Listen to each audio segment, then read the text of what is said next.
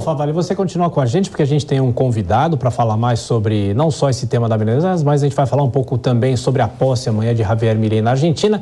Está aqui conosco o professor de Relações Internacionais, aliás, coordenador do curso de Relações Internacionais do IBMEC do Rio de Janeiro, José Niemeyer. Professor, sempre bom receber o senhor aqui com as análises lúcidas, como o senhor sempre faz. Bem-vindo, boa tarde, muito obrigado. Ô, Tiago, um abraço a você, ao Favale e aos assinantes da Jovem Pan. Sempre bom estar com vocês aqui, pensando o mundo. Bom, professor, primeiro o Favale deu um panorama falando principalmente sobre o petróleo daquela região. O senhor acha que o que está em jogo é apenas o petróleo ou tem uma questão política que envolve o presidente da Venezuela também? Petróleo é um ponto importante, né? A Venezuela é um país que depende muito do petróleo, é o seu principal negócio de exportação e também a principal maneira de manter a sociedade venezuelana minimamente controlada, já que o governo da Venezuela é um governo com tendência autoritária clara, muito clássica a tendência autoritária do governo venezuelano, desde Chávez, né? A oposição na Venezuela sempre foi muito irresponsável e, por isso, também acabou criando um governo muito autoritário há décadas, né?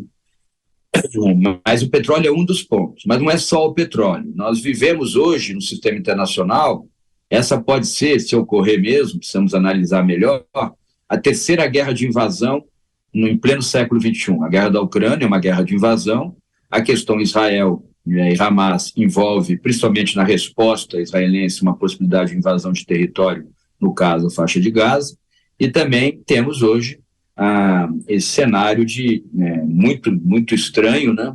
Principalmente por ser na América do Sul, um cenário de possibilidade de invasão territorial da Guiana pela Venezuela. Força Armada venezuelana tem 50 vezes a força da Guiana. Pra você ter uma ideia, são mais de 200 mil milicianos, mais de 300 mil, pelo menos em torno de 200 mil soldados entre as três armas venezuelanas, e a Guiana tem em torno de 3 mil soldados, 3.500 soldados.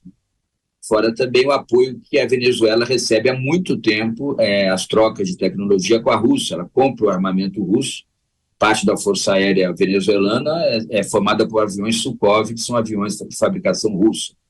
E um outro fato grave também, Tiago, só para a gente iniciar a conversa, é que qualquer ação, me parece, qualquer ação que for ao Conselho de Segurança, a Rússia vai se posicionar, me parece, favorável à Venezuela.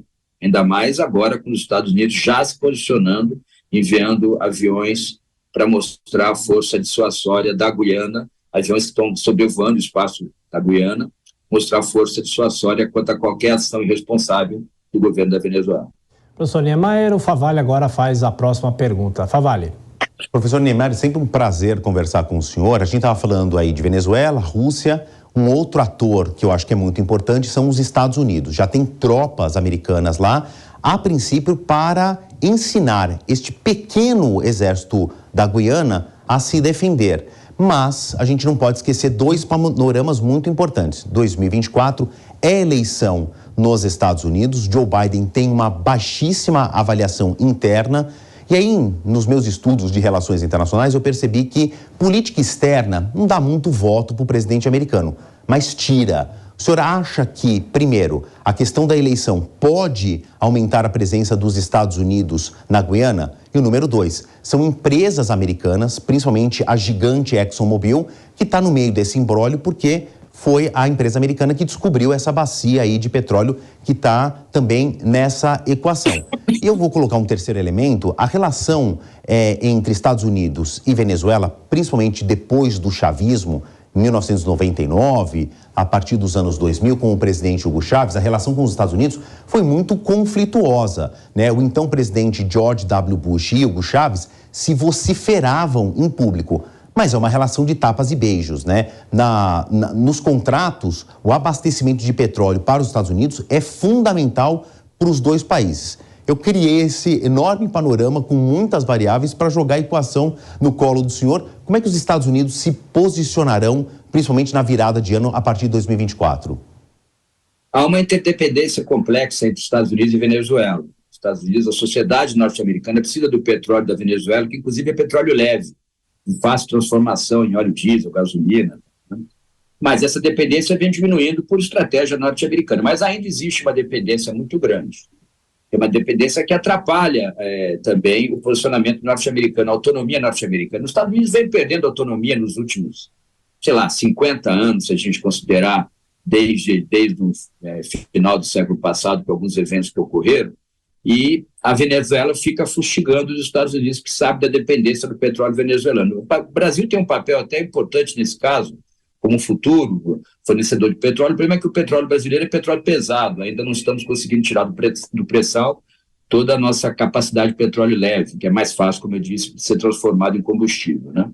Agora, é claro que as eleições, tanto nos Estados Unidos como na Venezuela, também são variáveis importantes para a gente analisar essa postura do governo venezuelano contra a Guiana.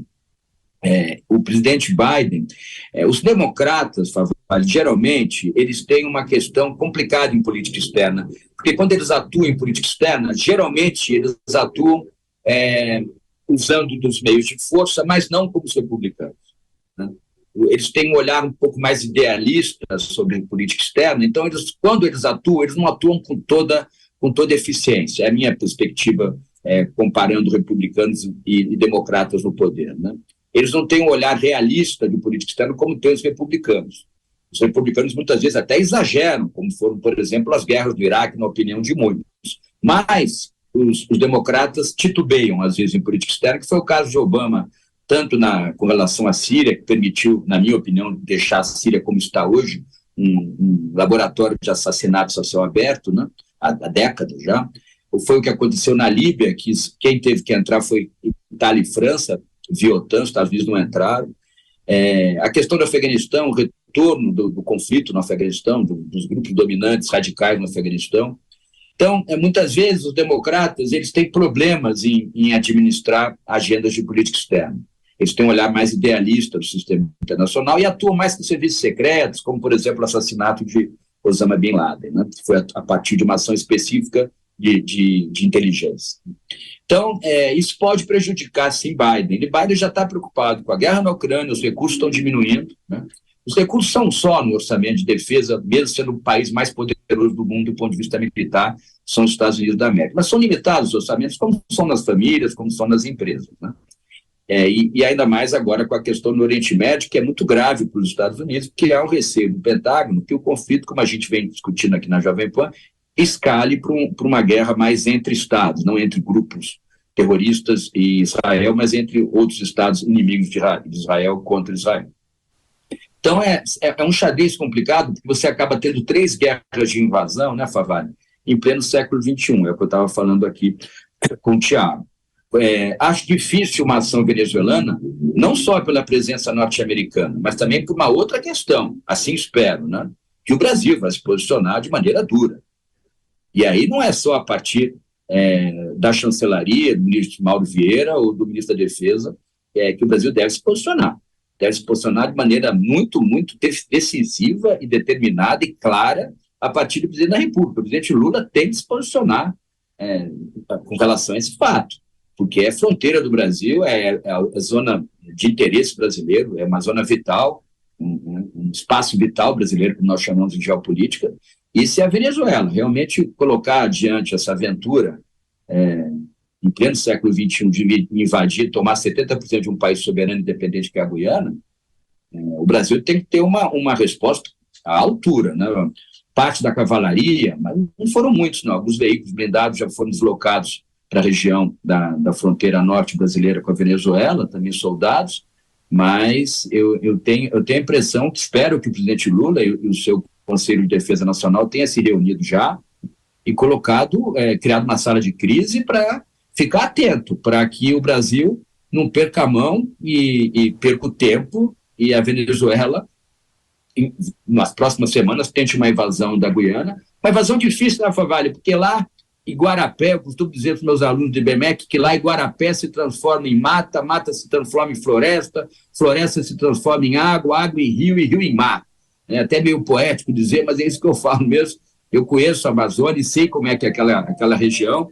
Vai ser difícil, mesmo para 50 vezes de força entre Venezuela e Guiana, vai ser difícil tomar essa região, porque é uma região nossa, é uma região selvagem. Nós temos ainda no planeta, que bom que temos, né? Regiões selvagens ainda.